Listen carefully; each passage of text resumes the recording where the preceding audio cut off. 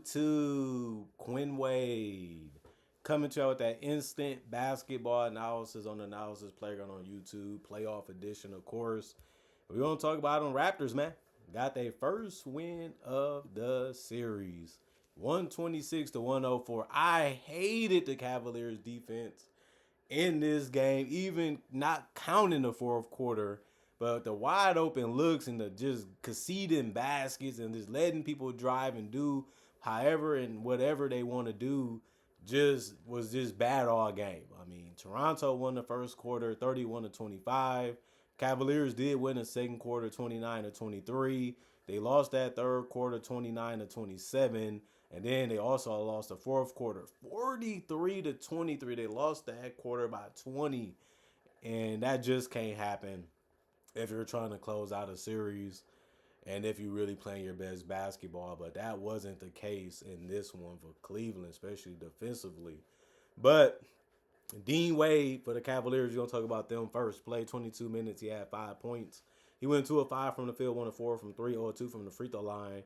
He did have 5 rebounds, no turnovers, and a steal. 3 offensive rebound, 1 personal foul, and was a minus 10 and plus minus. Didn't take a lot of shots.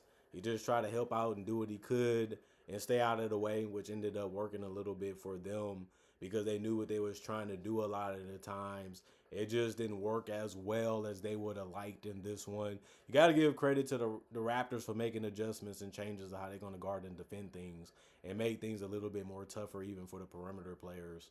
But Jared Allen, 26 minutes, 12 points. He went 5 of 7 from the field, 2 of 2 from the free throw line. Did a good job of getting open and being able to get the ball, catch it, and finish it. He did have 4 rebounds, 1 assist, 1 turnover, 2 steals, and 3 blocks. So he tried to do as much as he could defensively to stop things or try to not to let them get too happy. But then the Raptors started making shots from the perimeter anyway. So I guess it can be that way. Counters is always like that. 1 offensive board out of the 4 personal fouls, a minus 22 and plus minus.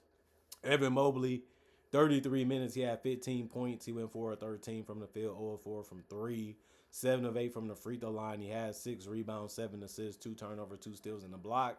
2 offensive rebounds, no personal foul, and was a minus 20 and plus minus. He missed a lot of shots in this one. And if it wasn't from the free throw line, this would probably be qualified as a bad offensive game for Evan Mobley. But he still found ways to get good looks and finish those. And he kept finding ways. If he couldn't get his to go off, he found other guys to get a ball to. Sometimes it led to a different type of possession or a basket. And then, of course, he was trying to compete on the defensive end. I didn't really have too much of a problem with what he was doing, but it's a team effort at the same time, and communication is key. James Harden, 33 minutes, 18 points. He went 5 of 13 from the field, 3 of 10 from 3, 5 of 6 from the free throw line. He had 4 rebounds, 4 assists, but the problem was he had 8 turnovers. Harden can be that way. You know what he's trying to do. You know what he wants to do.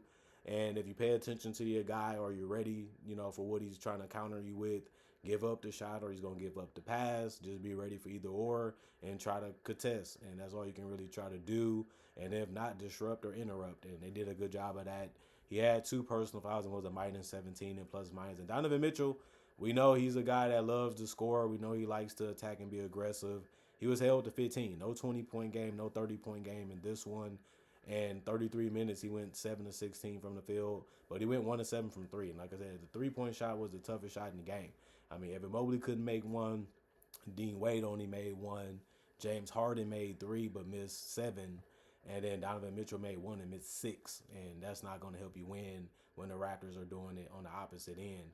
And that's how the game just got blown out for the Raptors. But 5 rebounds for Donovan Mitchell, 3 assists, 3 turnovers, 1 offensive rebound, 2 personal fouls, and a minus 14 and plus minus. And then you look at Larry Nance. He played 3 minutes. He didn't score a basket or take a shot or a free throw, but he had no turnovers, no personal fouls. Tomlin took a shot. He missed it. He played 3 minutes. He had 1 rebound, 1 assist, no turnovers, no personal fouls. It was a 0 and plus minus. Thomas Bryant played 3 minutes. He did make a shot near the basket and ended up making a free throw with it, but he did miss his only 3. He had 1 rebound, no turnovers, and a block. And then he had no personal fouls. And then Dennis Schroeder Played 5 minutes. He gave you a three and missed a three. 3 points for him. He had one rebound. The worst thing he did was have 3 turnovers. He had no personal foul. Was a -8 and plus minus. And then you look at Max Strus, 26 minutes. He had 15 points. He went 5 of 10 from the field, 4 of 8 from three, 1 of 2 from the free throw line.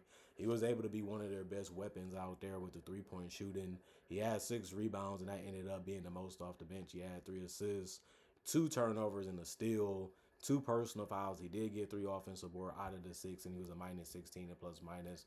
He was one of their best performers in the game. He also was tied for the most rebounds on the team with Evan Mobley with those 6. And then Sam Merrill, he wants to shoot the jumper. He went 1 of 2 from 3. Those his only field goals, so he finished with 3 points in 18 minutes. He had 3 rebounds, no turnover, no personal foul. It was a -15 and plus minus. All his rebounds was offensive as well. Jalen Tyson was hitting the three and attacking the basket. He had 13 points, went 5 of 9 from the field, 3 of 6 from 3 in 16 minutes. He did have 2 rebounds, but he also got 4 assists. Just kept making the right decision, just easy reads. Just make sure you get the pass there and see what they do after that. That's all you can really do anyway. He had a steal, 1 offensive board, 2 personal foul, was a +1 and plus minus. Craig Porter Jr., 3 minutes. He ended up missing his only shot, which was a 3. He had no turnovers, no personal foul, was a 0 and plus minus. And then Keon Ellis, he's going to try to make some plays and do some things to help you. 15 minutes, he didn't take a shot or a free throw. 4 rebounds for him, 1 turnover, 1 block. 1 offensive rebound, 2 personal fouls, and was a +1 and plus minus. And then Tyrese Proctor, 3 minutes, he had 2 points, and it was because he went 2 of 2 from the free throw line. He also had no turnovers, no personal fouls, was a 0 and plus minus. And then the Raptors, the team everybody want to hear from and hear about since they got a win and they won't get swept in this series, which was looking like they might have how the first 2 games went. But they went home and changed a lot of things up. Brandon Ingram still didn't have a dominant performance in this one, but he did score efficiently and picked his shots very well. 29 minutes, 12 points. He went 5 of 9 from the field, 1 of 2 from 3, 1 of 2 from the free throw line. He had 3 rebounds, 2 assists, 2 turnovers, and 2 steals, 4 personal fouls, and a +15 and plus minus. RJ Barrett had it going from 3, whether it was in the corner at the top of the key. He went 6 of 8 from 3. He did go 12 of 19 from the field. And, man, he was just getting whatever he wanted. He was just dominating this one. The problem his worst thing he did in this one was get the 3 of 7 shooting from the free throw line. He did have 5 rebounds, 5 assists, 2 turnovers, and 2 steals. He also had 1 block. He had 3 personal fouls and was a +24 and plus minus. But Scotty, he matched it with 33 as well. That was game high in the game for both of them. And then 35 minutes for him. He went 11 of 17 from the field. He went 3 of 5 from 3 and 8 of 10 from the free throw line. You got to like the Scotty that's going to use his size, his strength, and his length to his full advantage. And then he was able to hit some shots from the perimeter too. That's the type of game he can have. It just, will he make it or will he miss it? He was making them today. And he was also just being as physical as he could. And that worked out as well. And then, if he gets the ball, he's not just looking to score.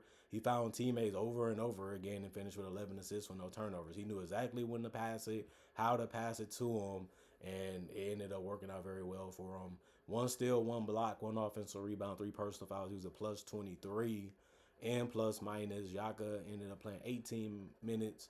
He ended up having 8 points. He went 4 of 6 from the field.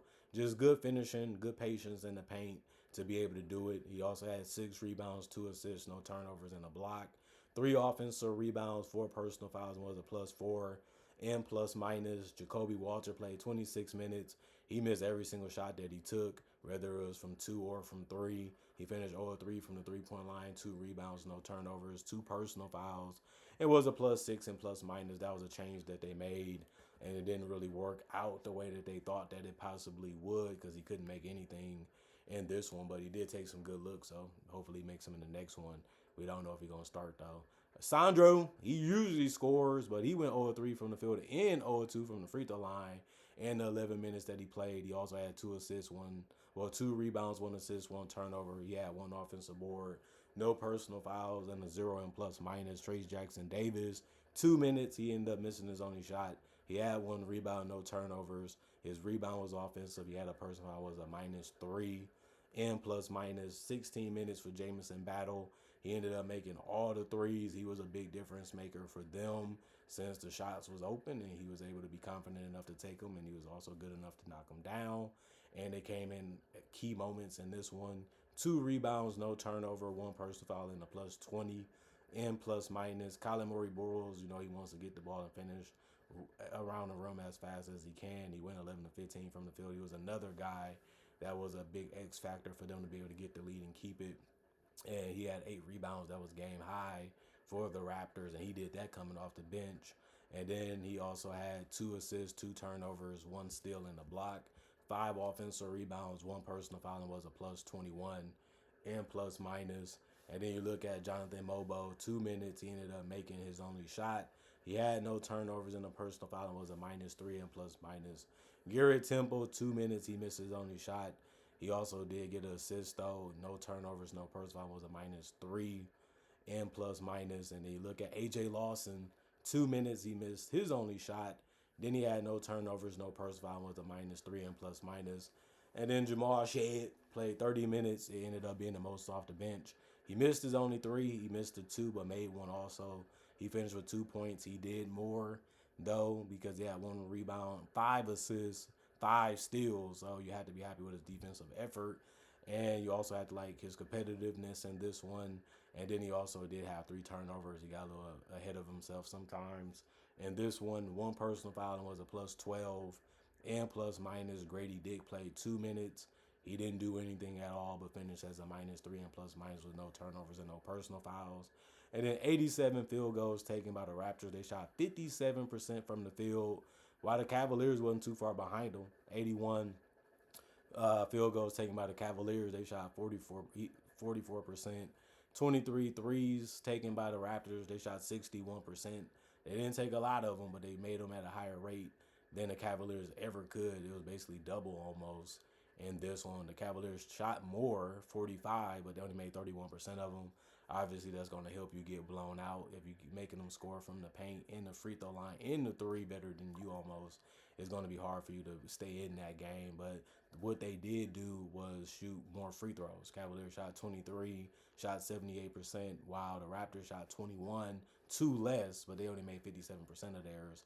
35 rebounds for the Raptors, 42 for the Cavaliers, 29 assists for the Raptors, 23 for the Cavaliers, 11 turnovers for the Raptors, 20 for the Cavaliers, 11 steals for the Raptors, 7 for the Cavaliers, 4 blocks for the Raptors, 6 for the Cavaliers, and then 11 offensive rebounds for the Raptors, 16 for the Cavaliers, 24 defensive rebounds for the Raptors, 26 for the Cavaliers, 21 personal fouls for the Raptors, 15 for the Cavaliers. And the game was competitive. It was going down to possibly being a game where we don't know who going to win or how they're going to win, how the game was starting off and how it ended up going. But then R.J. Barrett kept it going throughout the entire game. Scotty Barnes kept attacking in multiple ways and finding guys.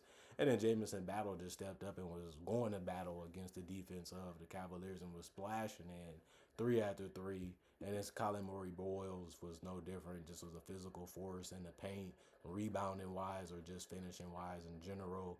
And then you would say they still can play better. They still can do more things better because the categories was in Cleveland favor a couple of times too, and they had a good chance of winning the game until they couldn't make a shot and they couldn't get open enough. And even when they was taking shots, they wasn't making them anyway.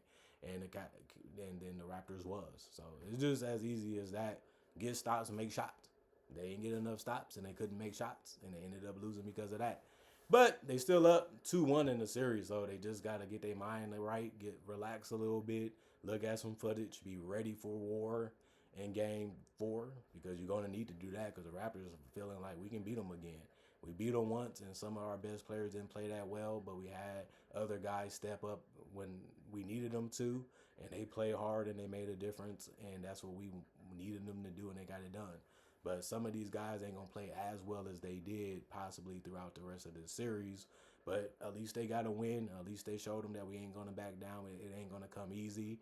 And we can compete on the same level as y'all. We can play all, tough and physical. And we can also score on y'all when we want to and how we can.